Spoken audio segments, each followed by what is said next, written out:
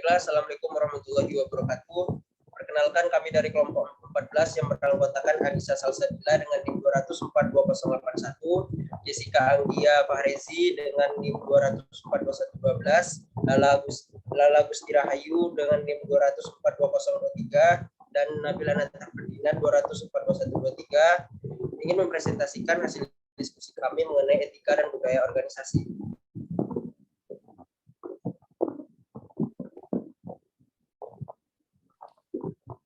Materi pertama akan dibacakan oleh saya sendiri. Etika dan budaya organisasi. 1. Etika organisasi.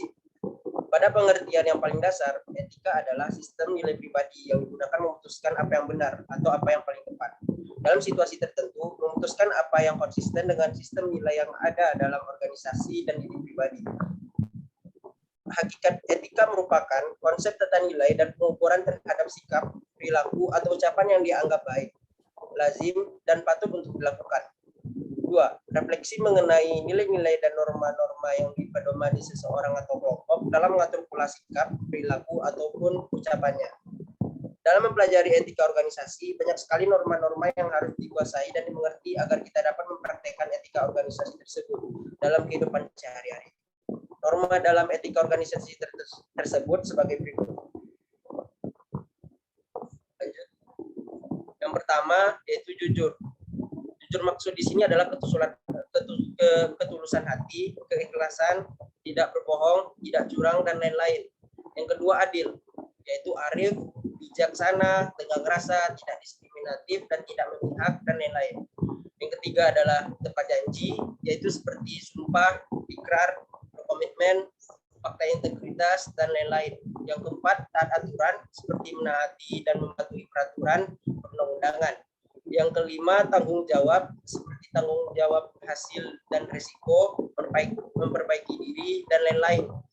Dan yang keenam, responsif, seperti cepat tanggap, mengantisipasi, dan ambil tindakan segera.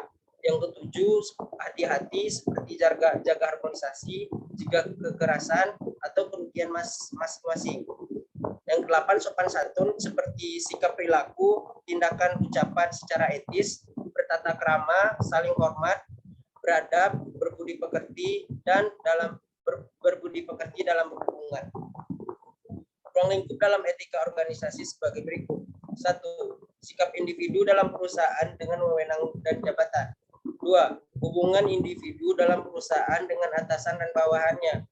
3. Hubungan antar sesama individu dalam perusahaan. 4. Hubungan individu dalam perusahaan dengan individu stakeholder lainnya. 5. Hal-hal yang dilarang oleh perusahaan bagi setiap individu dalam perusahaan. Materi selanjutnya akan dibacakan oleh Anggi. Kepada Anggi dipersilakan. Baik, terima kasih Nabil. Selanjutnya saya akan membacakan slide selanjutnya. Lalu bagaimana cara SDM mengembangkan etika organisasi dalam tempat kerja? Berikut caranya. Yang pertama, menerapkan tingkah laku etis pemimpin atau MGR sebagai model peran. 2. Penyaringan karyawan dalam seleksi awal. Yang ketiga, mengembangkan kode etik. 4. Menyediakan pelatihan etika. 5. Memberikan dukungan terhadap perilaku etis. 6. Menerapkan etika dalam praktek sehari-hari. Budaya organisasi. Yang B, budaya organisasi. Budaya organisasi adalah nilai dan keyakinan bersama yang mendasari identitas organisasi atau perusahaan. Budaya organisasi adalah seperangkat nilai-nilai pokok, asumsi, pemahaman, dan cara berpikir yang dimiliki bersama oleh anggota organisasi dan diajarkan kepada anggota baru.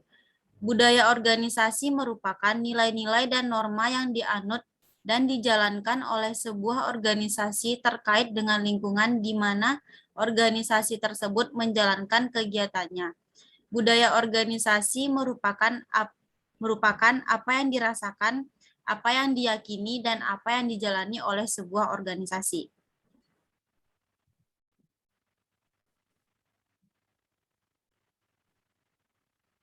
Dalam pikiran kita, pasti ingin mengetahui apa fungsi dari budaya dalam suatu organisasi. Berikut penjelasannya. 1.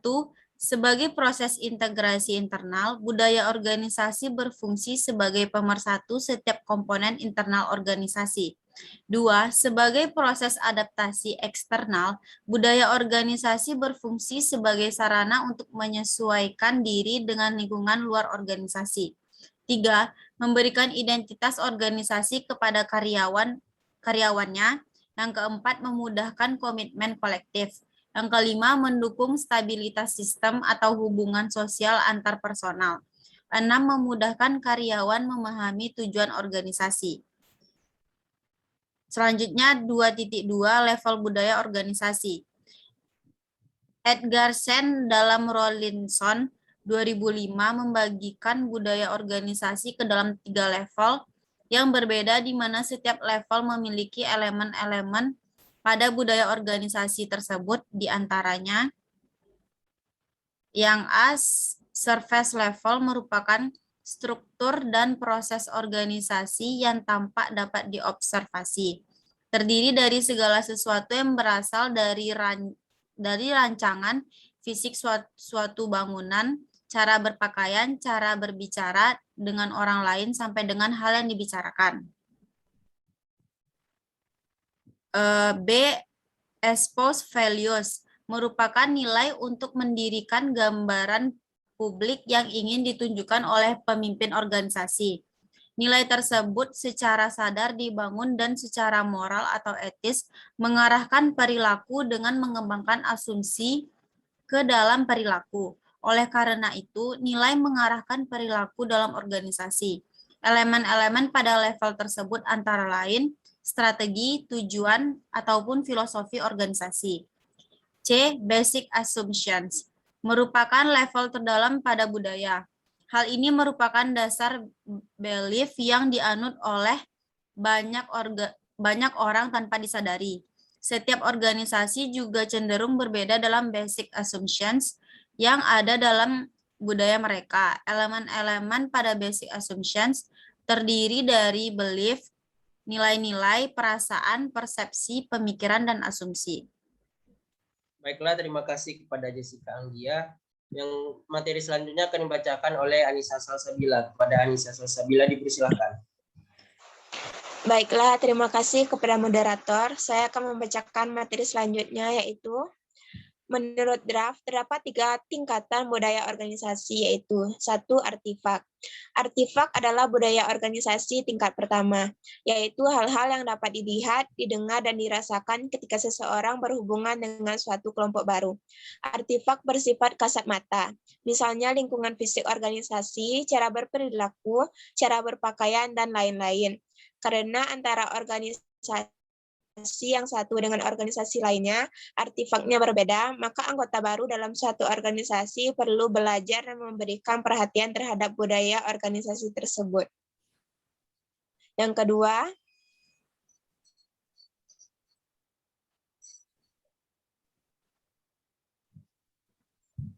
nilai. Nilai merupakan alasan yang diberikan oleh sebuah organisasi untuk mendukung caranya melakukan sesuatu. Ini adalah budaya organisasi tingkat kedua yang mempunyai tingkat kesadaran yang lebih tinggi daripada artifak.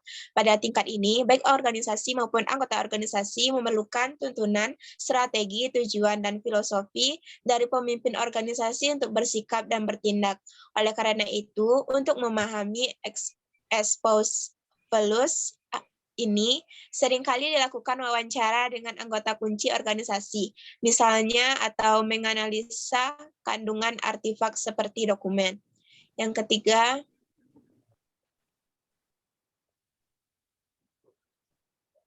ketiga, asumsi dasar.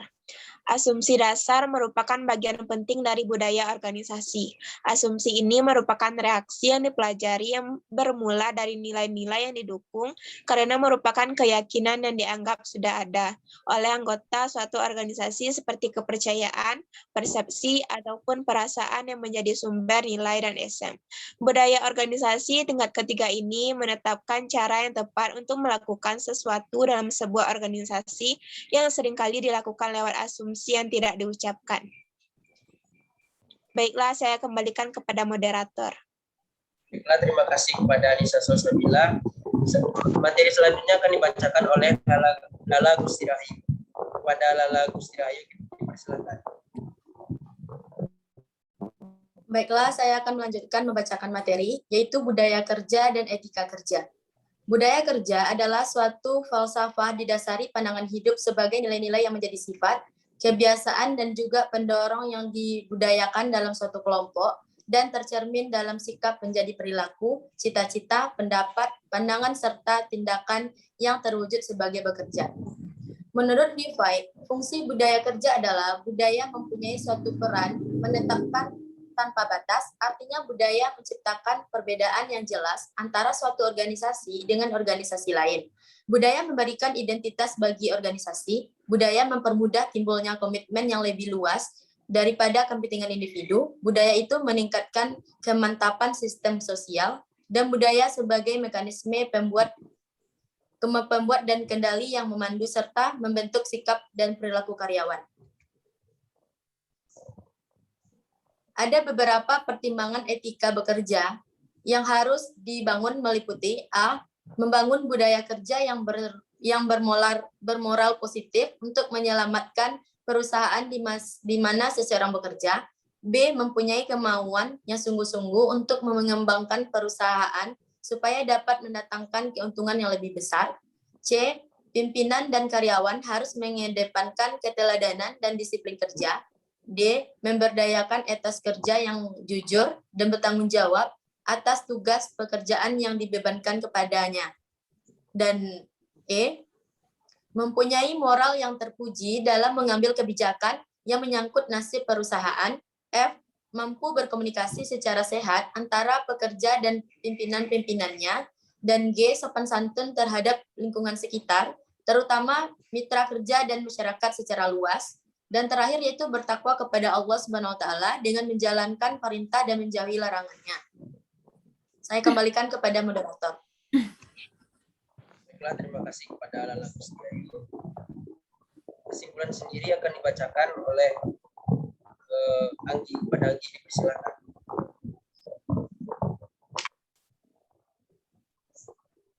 Baik, saya akan membacakan kesimpulan dari materi kita.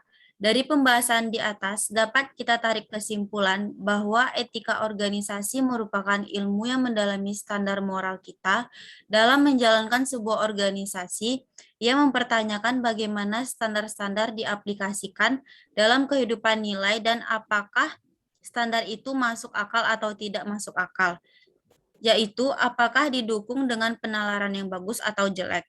Sedangkan budaya organisasi merupakan nilai-nilai dan norma yang dianut dan dijalankan oleh sebuah organisasi terkait dengan lingkungan di mana organisasi tersebut menjalankan kegiatannya.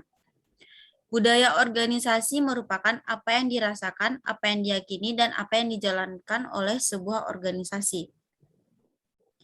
Budaya kerja adalah suatu falsafah didasari pandangan hidup sebagai nilai-nilai yang menjadi sifat, kebiasaan, dan juga pendorong yang dibudayakan dalam suatu kelompok dan tercermin dalam sikap menjadi perilaku, cita-cita, pendapat, pandangan, serta tingkatan yang terwujud sebagai bekerja. Etika kerja merupakan sikap, pandangan, kebiasaan, ciri-ciri atau sifat mengenai cara bekerja yang dimiliki seseorang, suatu golongan, maupun suatu bangsa. Baiklah, itulah hasil diskusi dari kelompok 14. Apabila ada kata-kata yang salah, mohon dimaafkan dan semoga bermanfaat untuk kita semua. Akhir kata kami dari kelompok 14 undur diri. Sekian. Assalamualaikum warahmatullahi wabarakatuh.